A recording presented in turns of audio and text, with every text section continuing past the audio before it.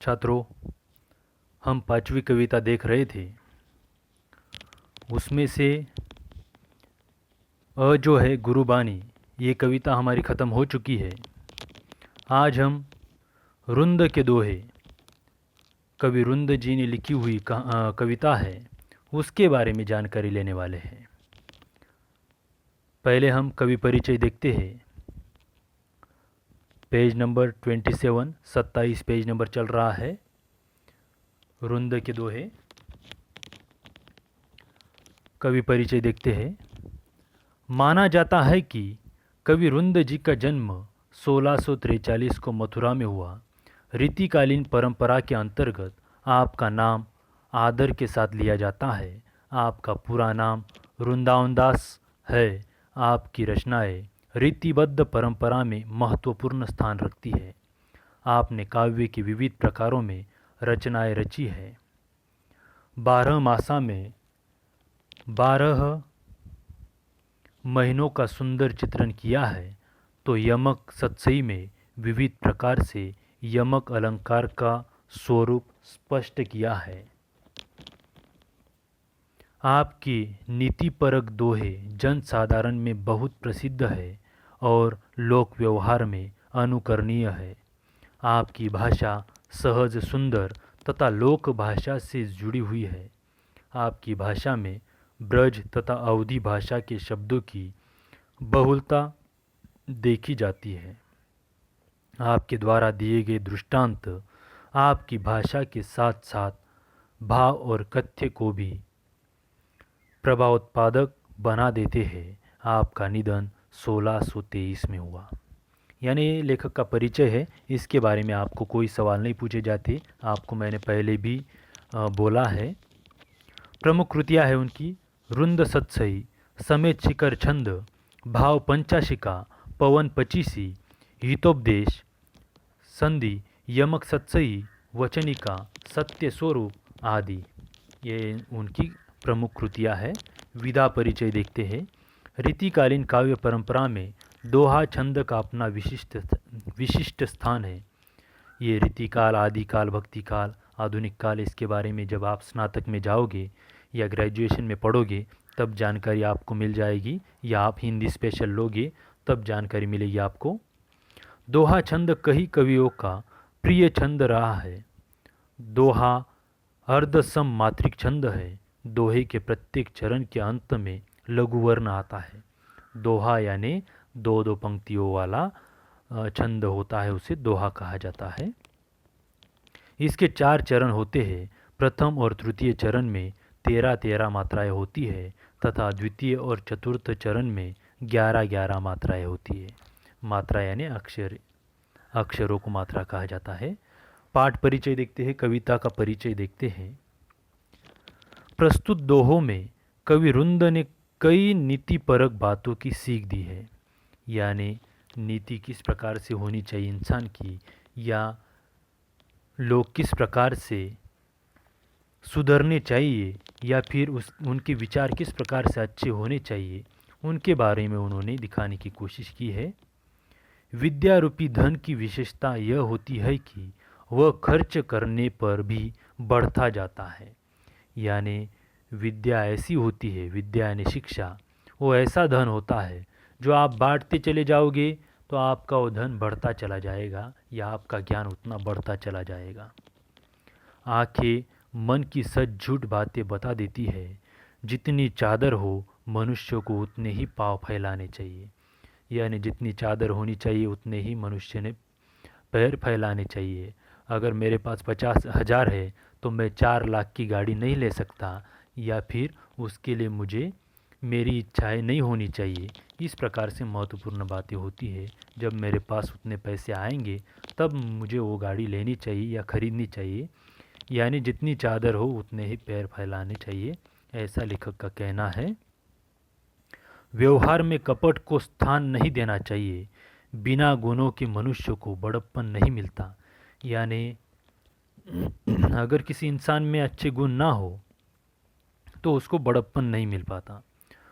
दुष्ट व्यक्ति से उलझने पर कीचड़ हम पर ही उड़ता है। अगर दुष्ट व्यक्ति पर कुछ न कुछ ऐसे उलझोगे तो कीचड़ आप पर ही उड़ने वाला है, ऐसा लेखक का कहना है, ऐसा लेखक का मानना है, या फिर हमें भी वो नज़र आता है। संसार में सद्गुणों के कारण ही व्यक्ति को आदर प्राप्त होता है। अगर आपको अच्छे संस्कार हो, सद्गुण हो, अच्छे विचार हो, अच्छे गुण हो आप में, तभी आपको कोई भी विचारता है या फिर आपका आदर करता है या फिर आपका सम्मान करता है। कवि रुंद के दोहे पाठकों को व्यावहारिक अनुभवों से परिचित कराते हैं, जीवन का सच्चा मार्ग दिखाते हैं। पाठक यानी पढ़ने वाले, आप या स्टूडेंट को पाठक कहा जाता है। जो पढ़ता है उसे रुंद जी ने परिचित कराया है या व्यावहारिक अनुभव का उन्होंने ज्ञान देने की कोशिश की है। कविता विस्तार से देखते हैं। पेज नंबर 27 चल रहा है, 27 पेज नंबर चल रहा है। कविता की तरफ बढ़ रहे हैं हम। मैं पहली 2 पंक्तियाँ पढ़ता हूँ, ध्यान दीजिए। सरस्वती के भंडार की बड़ी अपूर्व बात, जो खर्चे त्यों त्यों बढ़े, बिन खर्चे घटी जात। यानी लेखक का कहना है, माता सरस्वती के भंडार अर्थात ज्ञान की एक बहुत ही आश्चर्यजनक विशेषता है। खर्च करने अर्थात बांटने से वो बढ़ता जाता है, और खर्च न करने से अर्थात बांटने पर वो न बांटने पर वह नष्ट हो जाता है। इसीलिए आपके पास जो ज्ञान है, जिस विषय का ज्ञान हो, उसको आपको बांटते चले जाना चाहिए या लोगों तक पहुंचाना चाहिए, तभी आपका ज्ञान बढ़ेगा, नहीं तो आपका ज्ञान बढ़ नहीं पाएगा। ऐसा पहली 2 पंक्तियों के सहारे लेखक ने हमें समझाने की कोशिश की है। आगे की पंक्तियाँ देखते हैं।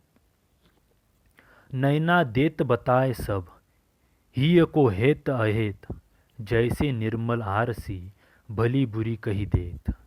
लेखक आगे कहते हैं, आंखें दिल की सारी अच्छी बुरी बातें बता देती है। यानी आँखों से ही हमें पता चल जाता है कि क्या इसके मन में चल रहा है, या फिर ये दुखी है, सुखी है, या फिर इसको कोई गम है। इस प्रकार से सभी बातें आँखों से हमें पता चल जाती है, ऐसा लेखक का कहना है। या हम भी समाज में देखते हैं, हम सामने वाले हमारे दोस्तों को या घर परिवार में किसी को देखते हैं, उसके चेहरे से या उसकी आंखों की तरफ देखने से ही हमें पता चल जाता है कि इसे कुछ न कुछ परेशानियां हैं। उसी प्रकार से लेखक आगे बोलते हैं, जैसे निर्मल आरसी, भली बुरी कही देत। यानी ठीक वैसे ही जैसे कि साफ आईना जो होता है, वो चेहरे की अच्छाई या बुराई सब कुछ दिखा देता है। यानी आईना जिस प्रकार से इंसान की अच्छाई या बुराइयाँ दिखा देता है, उसी प्रकार से क्या होता है, ये हमारे गुण भी बता देता है, ऐसा लेखक का कहना है। आगे की पंक्ति देखते हैं। अपनी अपनी पहुँच बिचारी कई, कर्तव्य करिए दौर। अपनी, लेखक आगे क्या कर रहे हैं, अपनी पहुँच बिचारी कई, कर्तव्य करिए दौर, तेते पाँव पसारिए, जेती लांबी सौर। यानी लेखक कहते हैं, अपनी क्षमता को पहचान कर ही कोई भी काम करना चाहिए या दौड़ना चाहिए। ठीक वैसे ही जैसे कि पैर भी उतनी ही फैलाने चाहिए जितनी की लंबी चादर हो। यानी जितनी लंबी चादर हो उतने ही पैर फैलाने चाहिए, अति नहीं होना चाहिए, ज़्यादा नहीं होना चाहिए। जितना अपने पास हो उतना ही काम करना चाहिए। फेर न होवे है कपट सो, जो कि व्यापार, जैसे हांडी काट की, चढ़े न दूजी बार। फेर न हवे है कपट सो, जो कि व्यापार, जैसे हांडी काट की, चढ़े न दूरी बार। लेखक कहते हैं, व्यापार में एक ही बार ग्राहक को धोखा दिया जा सकता है, दूसरी बार नहीं। दूसरी बार वह सावधान हो जाता है। ठीक वैसे ही जैसे कि लकड़ी की हांडी को आग पर एक बार रखा जा सकता है, उसे दूसरी बार नहीं रख सकते, क्योंकि पहली बार में वह जल जाती है। ऐसा उसका सारांश है। आगे देखते हैं। ऊंचे बैठे ना लहे, गुण बिन बड़पन कोई, बैठो देवल शिखर पर, वायस गरुड़ न होए। यानी ऊंचे पद पर बैठ जाने से बिना गुणों वाला व्यक्ति महान नहीं बन जाता है। ठीक वैसे ही जैसे कि सिर्फ मंदिर की शिखर पर बैठने से कौवा कभी गरुड़ नहीं बन सकता है।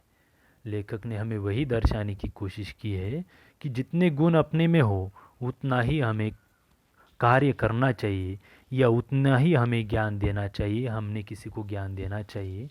झूठी बातें तुरंत पकड़ी जाती है या समझ में आ जाती है, ऐसा उनका कहना है। आगे की पंक्ति देखते हैं। उद्यम कबहु न छाड़िए पर आशा के मोद, गागरी कैसे फोरिए उनयो देखी पयोद।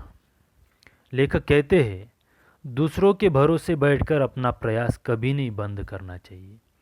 यानी अगर मुझे साइकिल चलाना नहीं आ रहा है और मेरा कोई दोस्त मुझे हर दिन सिखा रहा है तो मैं उसका इंतज़ार में ही अगर रहूँगा, अगर उसको मौका नहीं मिला आने का तो क्या मैं उस साइकिल के पास ही बैठा रहूँगा क्या? मैं प्रयास खुद ने भी मुझे प्रयास करना चाहिए, या मैं खुद प्रयास नहीं करूँगा तो दूसरों के भरोसे कितनी देर तक या कितने दिनों तक बैठूँगा। ऐसा लेखक ने हमें इस कविता के माध्यम से या इन दो पंक्तियों के माध्यम से कहने की कोशिश की है कि किसी के भरोसे हम जी नहीं सकते हैं। ठीक वैसे ही जैसे कि बादलों को देखकर पानी से भरा हुआ अपना घड़ा नहीं फोड़ना चाहिए। और लेखक आगे क्या कहते हैं कि जिस प्रकार से अपना अगर घड़ा भरा हो, ऊपर दिख रहा है बादल, बारिश होने वाली है, ऐसा अगर नज़ारा हमें दिखाई दे रहा है या ऐसा अंदाज़ा हमने अगर लगाया है तो फिर बारिश जब तक नहीं होती तब तक हमें वो घड़ा जो है हमारा, या जो हमारा जो घड़ा है वो हमें संभाल कर रखना चाहिए, ऐसा लेखक का कहना है। आगे देखते हैं। कछु कही नीच न छेड़िए भलो न वाको संग, पाथर डारे कीच में उचरी बगारे अंग। लेखक कहते हैं नीच व्यक्ति को किसी बात पर छेड़ना और उसके साथ रहना उचित नहीं है। जो भी नीच व्यक्ति होता है, जो गलत व्यक्ति होता है या पापी व्यक्ति होता है, उसे छेड़ना नहीं चाहिए, उससे बातचीत नहीं करनी चाहिए। क्योंकि अगर आप उससे बातचीत करोगे, उलझोगे, तो फिर वो आपको कुछ न कुछ भला बुरा ज़रूर कहेगा या फिर आपको कुछ न कुछ गलत बातें ज़रूर बोलेगा या फिर आपको कुछ न कुछ गलत आपके साथ कर देगा। इस प्रकार से नीच व्यक्ति को किसी बात पर छेड़ना नहीं चाहिए, ऐसा लेखक का कहना है। ठीक वैसे ही जैसे कि कीचड़ में पत्थर फेंकने से चींटे उड़ते हैं और व्यक्ति स्वयं ही गंदा हो जाता है। यानी जो कीचड़ में हम कभी पत्थर फेंकते हैं तो स्वयं हम ही गंदे हो जाते हैं या वो कीचड़ हम पर ही उड़ता है। इसीलिए क्या करना है, किसी भी व्यक्ति या गलत व्यक्ति के साथ हमें उलझना नहीं चाहिए। अगर उलझोगे तो आपको ही तकलीफ़ होगी, आपको ही परेशानियाँ आने वाली है, या आपको ही कुछ न कुछ तरीके से आपको वो कम ज़्यादा भुगतना पड़ेगा। और उसी प्रकार से लेखक ने वही उदाहरण उन्होंने अलग ढंग से भी कहा है। अगर कीचड़ में आप पत्थर फेंकोगे तो चींटे आप पर भी उड़ेंगे, इसीलिए उस पत्थर में या उस कीचड़ में पत्थर फेंकना गलत हो जाएगा, आपको संभल कर ही रहना चाहिए, ऐसा लेखक का कहना है। आगे की जो कविता है बची हुई आदि कविता, उसको हम अगली तासिका को देखेंगे। अगर समझ में नहीं आई हो तो आप मुझे पूछ सकते हो। अगली तासिका को बची हुई आदि कविता देखते हैं। धन्यवाद।